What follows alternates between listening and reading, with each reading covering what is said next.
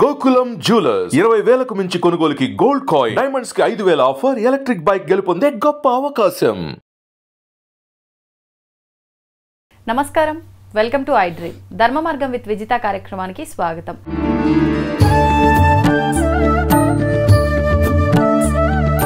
ప్రస్తుతం మనతో పాటు ఉన్నారు ప్రముఖ జ్యోతిష వాస్తు పండితులు బ్రహ్మశ్రీ అన్నవరపు తిరుపతి మూర్తి అవధాని గారు. ఇప్పుడు గురుగారితో మాట్లాడదాం. నమస్కారం గురుగారు. ఓం శ్రీ మహాగణాధిపతయే నమః. గురుగారు, ప్రతి ఒక్కరిలోనూ ఒక సొంత ఇంటి కళ అనేది ఉంటుంది. మాకంటూ ఒక సొంత గృహం ఉండాలి, ఎన్ని రోజులని చెప్పి కిరాయిలలో ఉంటాము అని చెప్పి ఆలోచన ప్రతి ఒక్కరిలో ఉంటుంది. కానీ అంటే వాళ్ళ ఫైనాన్షియల్ స్టేటస్ని బట్టి కొంతమంది కొనుక్కోగలుగుతారు, కొంతమంది కొనుక్కోలేరు. అలాంటి వాళ్ళు చాలా బాధపడుతుంటారు. అన్నీ ఉండి కూడా ఆ ప్రాసెసింగ్లని అది ఇది అని చెప్పి ఆలస్యం అవుతుండే వాళ్ళు ఉంటారు.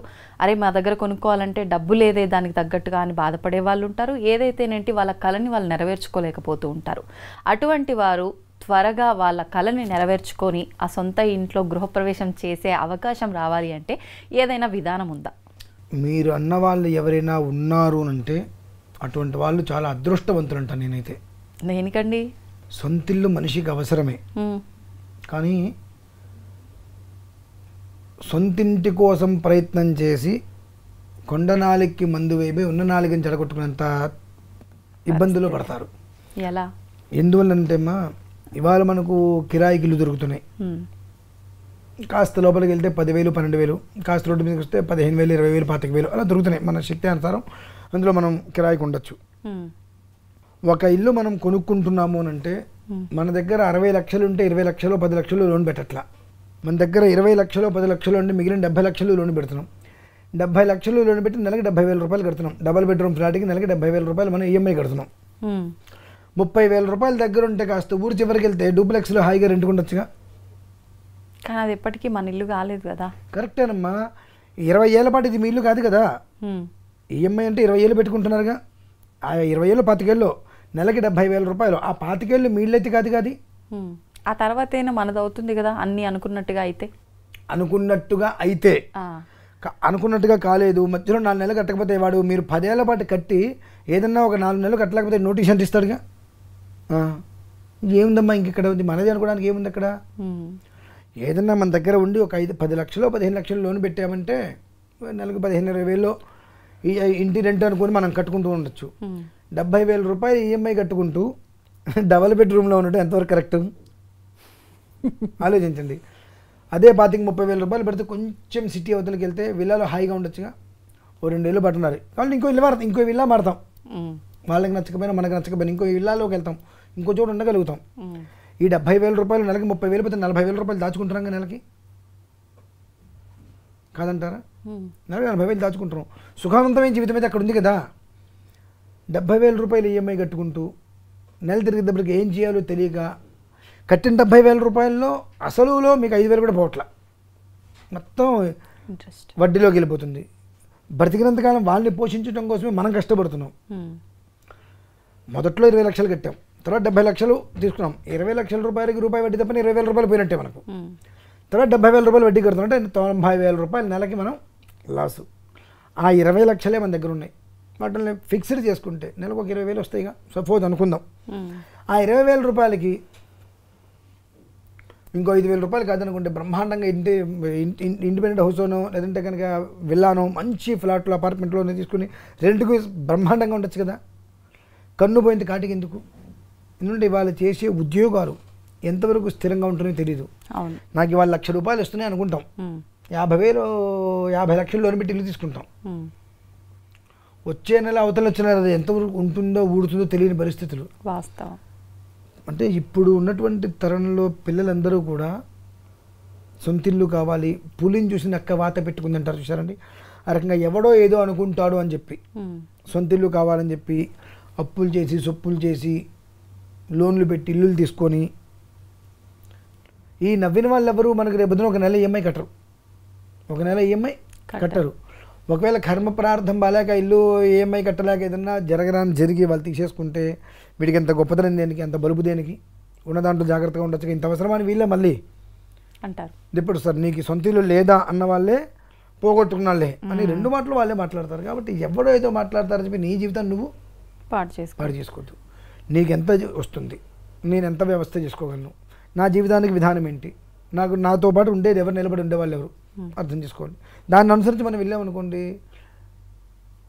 15,000 రూపాయలు డబుల్ బెడ్రూమ్ తీసుకున్నది హ్యాపీగా అనిపించిందా? న్యాయంగా అనుకుందాం.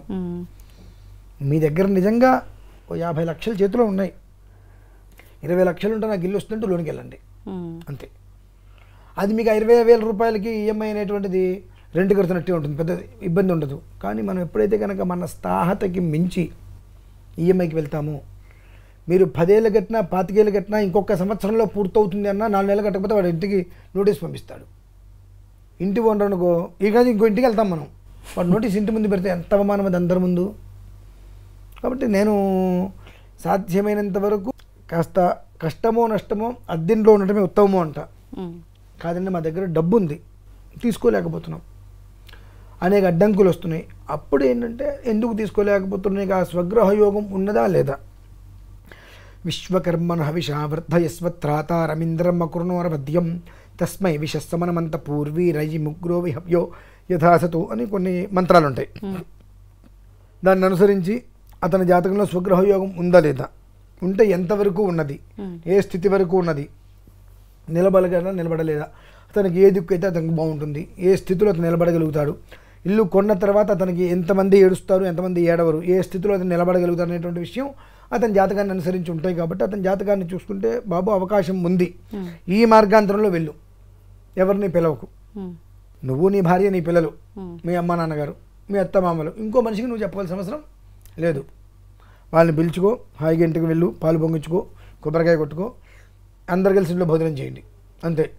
10 మందిని పిలిచి మంచి ఘనంగా గృహప్రవేశం చేసి అందరూ వచ్చి, అందరి కళ్ళు ఒకే రకంగా ఉంటాయి లేదు, అందరూ రకరకాల కళ్ళు పెట్టి, ఆ తర్వాత నీకేదో కష్టం వచ్చి ఈ తిన్న వాళ్ళందరూ వచ్చి నానా రకాల మాటలు మాట్లాడేవారే, ఈ వచ్చే వాళ్ళందరూ కూడా ఎంతమంది ఏడుస్తూ వస్తున్నారో మనకు తెలియదు, ఎంతమంది మన మీద ప్రేమతో వస్తారో మనకు తెలియదు.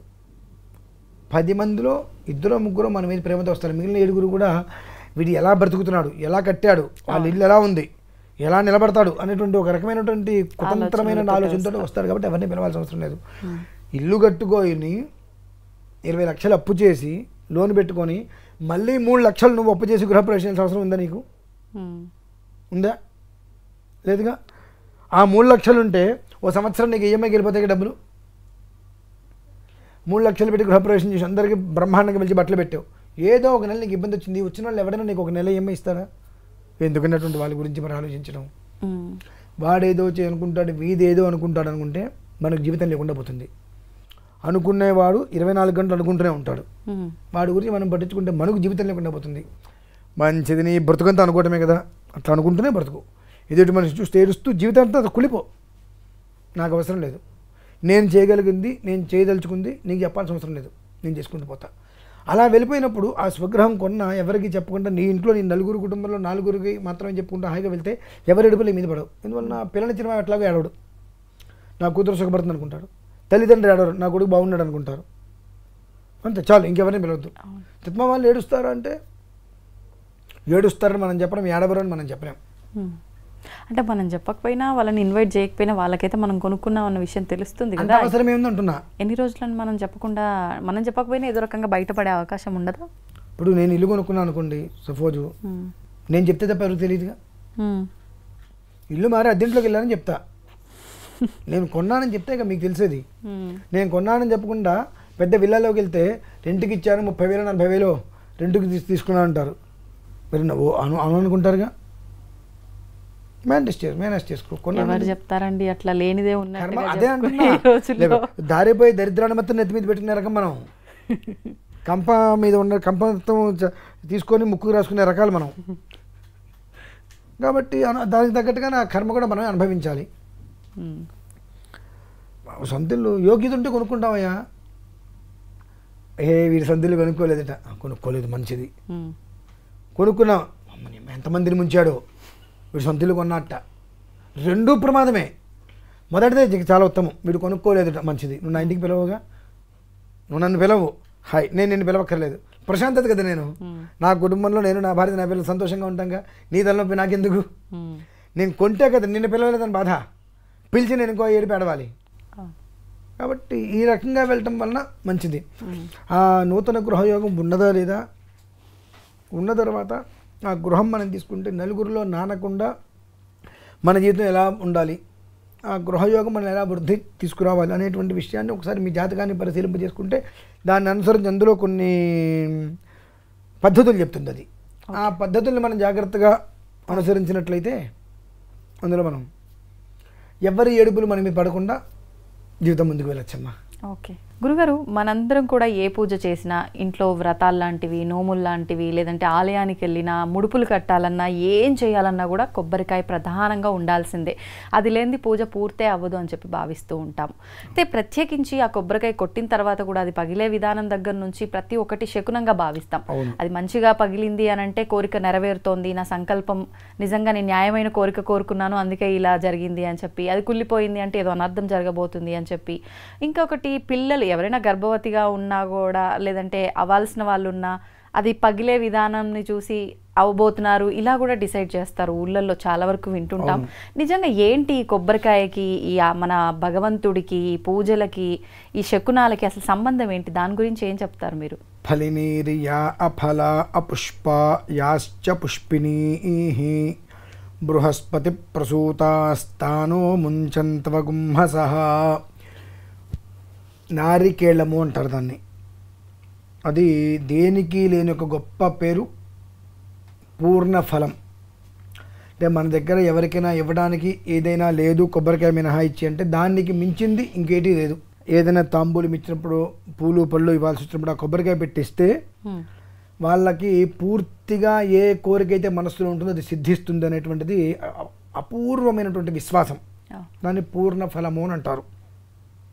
అయితే అసలు దాని ముందు కాయ, అసలు కొబ్బరికాయ అంటే దేనికి ఉపయోగపడుతుంది అనేటువంటి విషయాన్ని కూడా మనం పూర్తిగా తెలుసుకోవాలి. ఇంట్లో ఏ పూజ చేసినా, నిత్య దీపారాధన కాకుండా ఏ పూజ చేసినా కొబ్బరికాయ లేదు అంటే ఆ పూజ పనికిరాదు, నిష్ప్రయోజనం, నిష్ఫలితం. నిత్య పూజ కూడా, నిత్య పూజ కాకుండా నైమిత్తికంగా గణపతి పూజ చేస్తున్నాం, ఇంకోటి ఏదో చేస్తున్నాం, ఏది చేసినా నిత్య పూజ కాకుండా ఏది చేసినా, ప్రతి షాపుల్లో శుక్రవారం పూజలు ఉంటాయి. అటువంటి చోటు కూడా కొబ్బరికాయ కొట్టలేదు అంటే నిష్ప్రయోజనం, నిష్ఫలితం అంతది. అయితే ఇందులో 1000 రకాలు. వెర్రి అంటే ఎవరి పిచ్చి వాళ్ళకి ఆనందం అన్నట్ట. వెర్రి 1000 రకాలు, పిచ్చి 10 రకాలు. ఇక పైచ్చులు ఉంటారు ఇంకొంతమంది, రకరకాలు, అనేక రకాల పైత్యం. ఎందుకంటున్నానంటే కొబ్బరికాయ కొట్టిన తర్వాత అది మజ్జిగ పగిలింది అనుకోండి, బ్రహ్మాండం అంటారు. నిజమే. అవును. కొంతమంది మరి వాళ్ళకి ఎవరు చెప్పారో తెలియదు కానీ కొబ్బరికాయను శుభ్రంగా తడుపుకొచ్చి కొడతారు. అవును అవును, కడిగి కొడతారు. తడిపి కొట్టకూడదు దాన్ని. అది ప్రకృతి నుంచి సహజ సిద్ధంగా వచ్చినటువంటి ఫలం, పూర్ణ ఫలం. దాన్ని ఆ పీచ ఉండి తీసే శుభ్రంగా మనం కొట్టుకోవటమే. దాన్ని తడిపేసి కొంతమంది కొడతారు, కొంతమంది తడిపి బొట్టు పెట్టి కొడతారు, కొంతమంది తడిపి కొట్టిన తర్వాత బొట్లు పెడతారు. అనిపిస్తుంటుంది ఎక్కడ ఆచారాలు ఇవన్నీ కూడా కర్మ ప్రారంధము. ఏందాక నాకు 1000 రకాలని చెప్పి అందులో ఒక రకం అనుకుని వదిలేస్తాం. ఇవన్నీ కూడా చేయరాని పనులు ప్రధానంగా. ఇంకొంతమంది కొబ్బరికాయ కొట్టగానే పువ్వు వస్తే నాకు అద్భుతం అంటారు. కొబ్బరికాయ కొట్టినప్పుడు అది కుళ్ళిపోతే నాకేదో అనర్థం అని చెప్పి బాధపడుతూ ఉంటారు. ఒక్క విషయంలో మినహాయిస్తే కొబ్బరికాయ వలన ఎప్పుడు అనర్థం ఉండదండి. ఏంటా ఒక్క విషయం చెప్తా.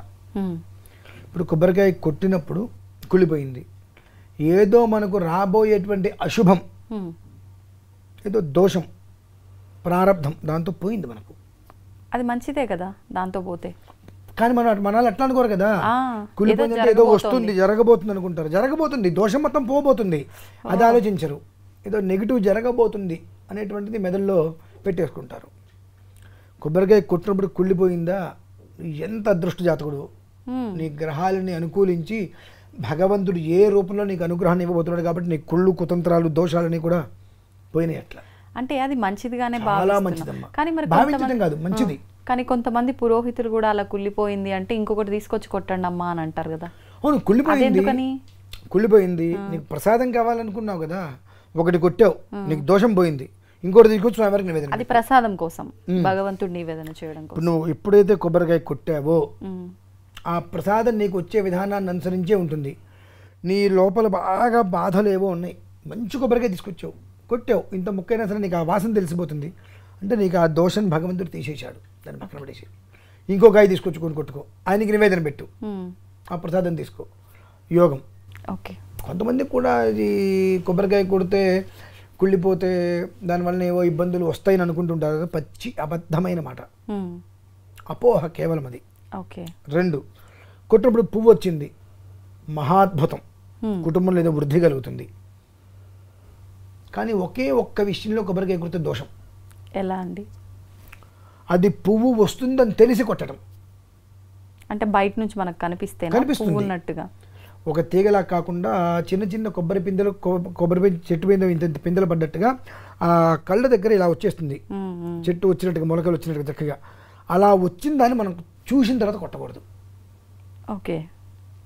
కొట్టడం వల్ల ఏమవుతుందంటే వంశవృద్ధి కష్టం, వంశవృద్ధి కష్టం. కాబట్టి కొబ్బరికాయ మీ వెనకాల పీచు మొత్తం తీస్తున్నప్పుడు ఇక్కడ పువ్వు వచ్చిందని మీకు కనిపిస్తే ఆ కాయ కొట్టద్దు, కుదిరితే పాతి పెట్టండి, మొక్క వస్తుంది. లేదంటే పక్కన పడేసింది, ఇట్లా ఇబ్బంది లేదు.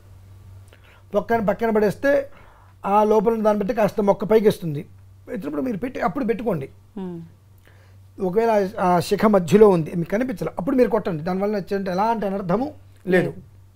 అంతేకాని అది వస్తుందని తెలిసి, నేను బయట వెళ్తున్నప్పుడు ఆ బండ్ల మీద చూస్తూ ఉంటాను, దానికి ఇంత చెట్లులాగా వస్తాయి కొబ్బరికి, దాన్ని కొట్టి శుభ్రంగా తీసి ఆ పువ్వు మొత్తం తీసిస్తూ ఉంటారు. అవును, కొబ్బరి పువ్వు అని చెప్పి మధ్య.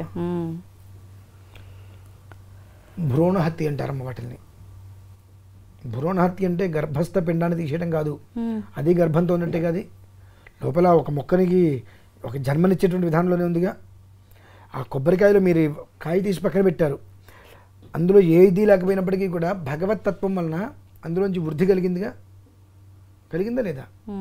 దాన్ని ఆ వృద్ధి కలిగినప్పుడు మీరు పక్కన పెట్టేశారు, అందులోంచి మొక్కలాగా వచ్చింది, దాన్ని మీరు భూమిలోకి పెట్టేస్తే చెట్టు వస్తుందిగా, ఇంకో 100 కాయలకి అయితే ఇస్తుందిగా. అంటే కొబ్బరికాయల్లో కూడా 2 ఉంటాయి, ఆడవి మగవి 2 ఉంటాయి ప్రతి దాంట్లోనూ కూడా. అవునా?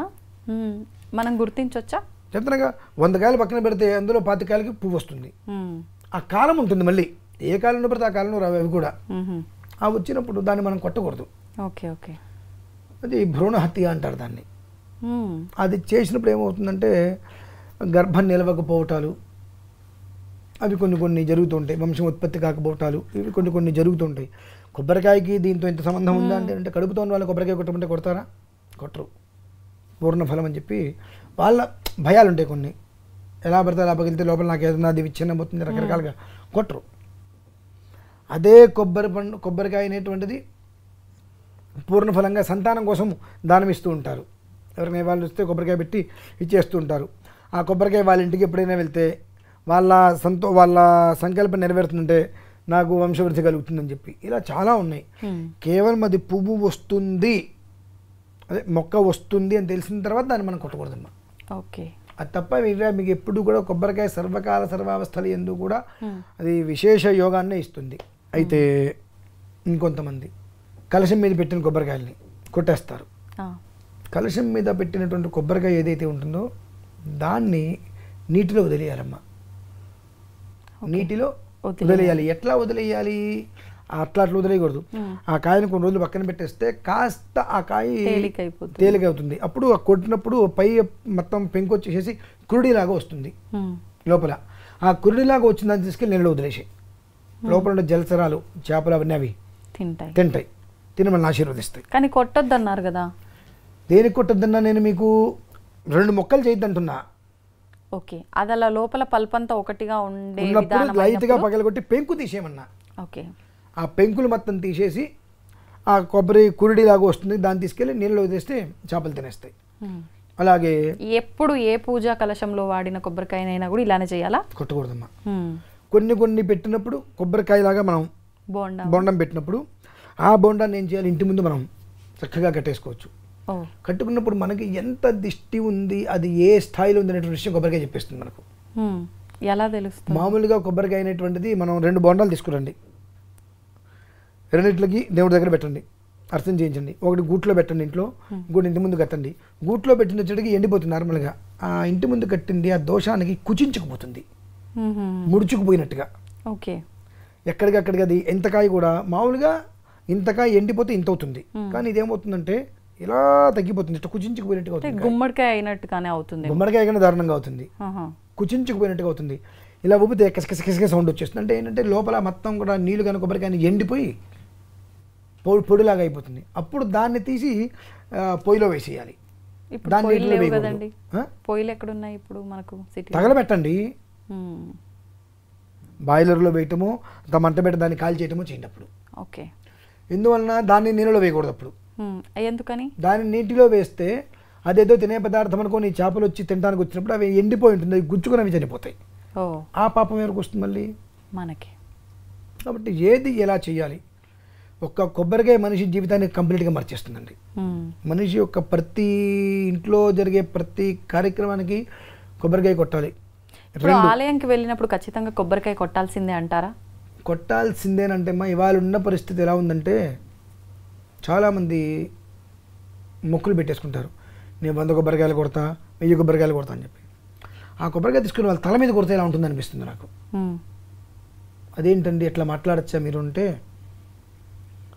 ఎవరు చెప్పాడు నీకు 100 కొబ్బరికాయలు నేను కొడతాను మొక్కుకోమని? పిచ్చి, పైత్యం, వెర్రి, 1000 రకాలన్నట్టుగా ఇది ఒకటి. ఎందువల్లంటే ఒక కొబ్బరికాయ మీరు వాళ్ళు కొడితే సాయంత్రానికి అలా ప్రసాదం అయిపోవాలి, అది తినేసేయాలి, మిగలగొద్దు. అస్తమానం అంటే ప్రసాదం తినగలిగితే నువ్వు కొబ్బరికాయ కొట్టు, ఏదో పండుని వేదన పెట్టు. నేను సత్యనారాయణ వ్రతం చేయించాల్సి వస్తే 3 కొబ్బరికాయలు కొట్టమని చెప్తా. మొదలు మధ్యన చివర 5 గంటలకు 5 కొబ్బరికాయలు కొడతానండి, మొదట్లో పంచామృతానికి కొట్టద్దని చెప్తా. నువ్వు తినగలవా? దాంతో ప్రసాదం చేయకూడదు, మళ్ళీ అంటే కొబ్బరిలో చేసుకుని తింటా అవన్నీ చేయకూడదు. నువ్వు తినగలవా చెప్పండి ఒక మాట. తినలేవు కానీ ప్రసాదం ఇస్తావు, వచ్చిన వాళ్ళకి తీసుకెళ్ళి ప్రసాదం 10 మందికి ప్రసాదం ఇస్తావు. ఇచ్చిన వాళ్ళందరూ కొంపలో తీసుకెళ్ళి ఫ్రిడ్జ్లో పెట్టుకుంటారు కానీ తినలేరుగా. రాత్రి తెల్లారిందంటే అది దాంట్లో ఉన్నటువంటి ఏదైతే కనుక ఒక అనుగ్రహం ఉంటుందో ఉండదు. ఓకే. దాన్ని నువ్వు పచ్చల్లో కలుపుకుంటావు, ఇంకోటి చేస్తావు, రౌట్లో దంచుతావు, ఇవన్నీ కరెక్ట్ అయిన విషయం కాదు. ప్రసాదాన్ని అలా నువ్వు భోజనం చేయాలి. అస్తమానంలోపు చేయలేకపోతున్నావుగా, అదొక దోషం. కాబట్టి అన్ని కొబ్బరికాయలు కొట్టాల్సిన అవసరం లేదు. ఇప్పుడు ఎండబెట్టి చాలా మంది అదే చెప్తున్నా. ఇప్పుడు ఈ 100 కొబ్బరికాయలు 1000 కొబ్బరికాయలు కొడతానన్నప్పుడు కొట్టేసి వెళ్ళిపోతారు వీళ్ళు నమస్కారం పెట్టుకొని. ఈ కాంట్రాక్టర్లు ఉంటారు, ఈ కొబ్బరి చిప్పలు మొత్తం కొనుక్కొని ఇలా ఎండబెట్టేసుకొని దాన్ని కొబ్బరి చిప్పలు తీసి ఎండిపోయిన తర్వాత దాన్ని గానుగులో పట్టించి కొబ్బరి నూనె తీసి అమ్ముతారు. తిలా పాపం తల పిడికెడు. నేను ఏదో నాకున్న కష్టాలు ఇవన్నీ తీరిపోతే నేను మొక్కుకున్నా, నా అదృష్టమో భగవంతుడి అనుగ్రహమో నా కష్టాలు తీరిపోయినాయి అంటే నా పాపం మొత్తం పోయింది, కొబ్బరికాయలు కొట్టేశా. ఈ పాపం అంతా ఎవరికి వచ్చిందండి? అందరికీ అంత కట్ట. ఇప్పుడు అలా కాకుండా మన ఇంట్లో మనం కొట్టిని అన్ని పక్కన పెట్టి చాలా మంది అలా పట్టించుకుని వాళ్ళ వరకే వాడతారు కదా. ఎవరి దరిద్రం వాళ్ళు అనుభవించినట్టు. నీకు నార్మల్గా కావాలంటే కొబ్బరికాయ కొట్టుకుని ఎండబెట్టుకొని తీసుకో. భగవంతుడికి నువ్వు కొట్టినప్పుడు అది ప్రసాదంగా అస్తమానంలోపు నువ్వు తినగలిగితే 100 కొట్టు కొబ్బరికాయలు. కొబ్బరిలో అంటే ఈ కొబ్బరి ఇట్లా కొడతారు కదా, అందులో పంచదార కలుపుకొని తిను, బెల్లం కలుపుకొని తిను, కానీ పొయ్యి మీద పెట్టటాలు అటువంటి నువ్వు చేయొద్దు. అస్తమానం దాటితే ఉపయోగం లేదు. నువ్వు పూజ చేసుకొని అలా తినగలవా? మరి ఎవడు నిన్ను 100 కొబ్బరికాయలు కొట్టమన్నాడు అంటే నీ కష్టం తీరడం కోసం నువ్వు 100 కొబ్బరికాయలు, 200 కొబ్బరికాయలు, 300 కొబ్బరికాయలు, 1000 కొబ్బరికాయలు మొక్కుబడి పెట్టేసుకొని ఆ మొక్కు తీర్చేసుకొని ఆ కొబ్బరికాయలు కొట్టి వదిలేస్తే వాడెవడో వచ్చి కాంట్రాక్ట్ తీసుకునేవాడు ఆ కొబ్బరి చిప్పల్ని ఎండబెట్టి దాని నుంచి నూనె తీసి సీసాలు అందరికి ఇస్తే తిలా పాపని తలా కొడి పిడికరని చెప్పి అందరికీ అంట కట్టావా దరిద్రాన్ని? ఎంతవరకు ధర్మం? ఏది ఎంతవరకు ఎలా చేసుకోవాలి? నియమాలు ఉంటాయి. ఆ నియమాన్ని చరించి మనం చేస్తే దాని ప్రభావం కూడా మనం అంతే అనుభవిస్తాం. కొబ్బరికాయ అంటే మనిషి యొక్క జీవితాన్ని కొబ్బరికాయ మార్చేస్తుందంటే మరి ఎందుకు మార్చేస్తుంది? ఇదే మూలం. ఇంకొంతమంది కొబ్బరికాయ కొట్టి దానికి బొట్టు పెట్టిన వేదన పెడతారు. అవును. నీ కంచంలో అన్నం పెట్టిన తర్వాత అన్నంలో అంత కుంకుమ వేసి నువ్వు తింటావా? ఎందుకని? ఎలా తింటామండి? మరి ఆయనకి ఎట్లా పెడుతున్నావు కుంకుమ వేసి నువ్వు? అంటే అది మంగళకరం కదా, భగవంతుడు అనేసరికి ఎప్పుడు నువ్వు తినేది మంగళకరం కదా, అన్నం మంగళకరం కదా, తినే అన్నం మంగళకరమైంది కదా. వాస్తవమే మీరు అన్నది, కానీ మన ఆలోచన అంతా భగవంతుడికి సంబంధించిన వస్తువులు అంటేనే మంగళకరం అనే ఆలోచన వస్తుంది. కాబట్టి బొట్టు పెట్టు, నువ్వు ఆ బొట్టు పెట్టిన దొరకు మొక్క కోసి నీకు ప్రసాదంగా ఇస్తే తురుచుకొని తింటావుగా. ఏ మనం అదేంటమ్మా మరి మంగళప్రదం మంగళకరం భగవంతుడికి పెట్టాలి అంతవరకు ఆ మొక్కను కోసి ప్రసాదంగా చేతిలో పెడతాను. నాలాంటి వాడితే ఎంతే పెడతాడు, మహామూర్ఖం కదా మేము. నువ్వు చేసిన పని నీకే తెలియాలని చెప్పి అంతవరకే కట్ చేసి ఆ ముక్క నిష్ప్రసాదంగా తినమ్మా అంటాం. నా కొంగు తీసుకుని తుడుచుకునేది తింటారు, అదేంటి మరి? ఇప్పుడు ఆ కొట్టిన కొబ్బరికాయ కూడా దేవుడి పటాల సైడు ఫేస్ ఉండే, అది వైట్ కలర్ ఉండే సైడ్ పెట్టాలా, మన సైడ్ పెట్టాలా కూడా అది చాలా కన్ఫ్యూజన్. మన నివేదన ఎవరికి పెడుతున్నాం? భగవంతుడికి. మరి అది ఎటువైపు ఉండాలి? ఆయన వైపే ఉండాలి. మన వైపు ఎందుకు ఉండటం? మనకు కాదు కదండి నివేదన, భగవంతుడికి నివేదన పెట్టి మనం ప్రసాదం తీసుకుంటున్నాం. అంటే ఆ కొబ్బరానికి నివేదన పెట్టినప్పుడు భగవంతుడా నా ముఖం మొత్తం చూసావు కదా, నిర్మలంగా ఉన్నా, ఇక్కడ రకరకాల ఆలోచనలు ఉన్నాయి, ఈ రకరకాల ఆలోచన వల్ల నా మనసులో ఉండేటువంటి నిర్మలం పోతుంది కనుక నాలో నిర్మలాన్ని నువ్వు వృద్ధి చేయించు, రకరకాలుగా ఉండేటువంటి ఆలోచనల్ని నువ్వు తీసి పక్కన పడేసి, నా వెనకాల ఉంది అంత గట్టిగా ఉంది ఆలోచన, అనాలోచనలన్నీ ఉన్నాయి కానీ నా మనస్సులో మాత్రం ఎలాంటి ఒక్క భేదము లేదు. వాళ్ళు చెప్పారనో వీళ్ళు చెప్పారనో లేదంటే అదనో ఇదనో రకరకాల ఆలోచనలు వస్తున్నాయి. ఆ ఆలోచన నేను తగ్గించుకోలేకపోతున్నా, అలా అని చెప్పి నిన్ను వరిచి నేను పక్కకి రాలేకపోతున్నా.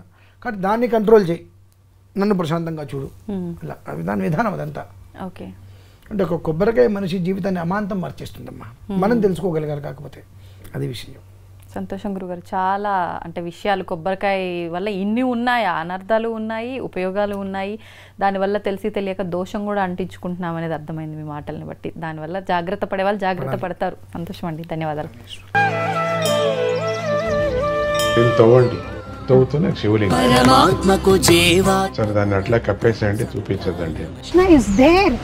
మూర్తి పూజ కాదు, సాక్షాత్ బ్రజేంద్ర నందన భగవాన్ ఉన్నారు మూర్తిలో. ఏమీ ఆశించకుండా ఆరాధించే వాళ్ళు కూడా ఉన్నారా ప్రభుజీ? నిజమైన భక్తి అంటే మనకు తెలియదు కాబట్టి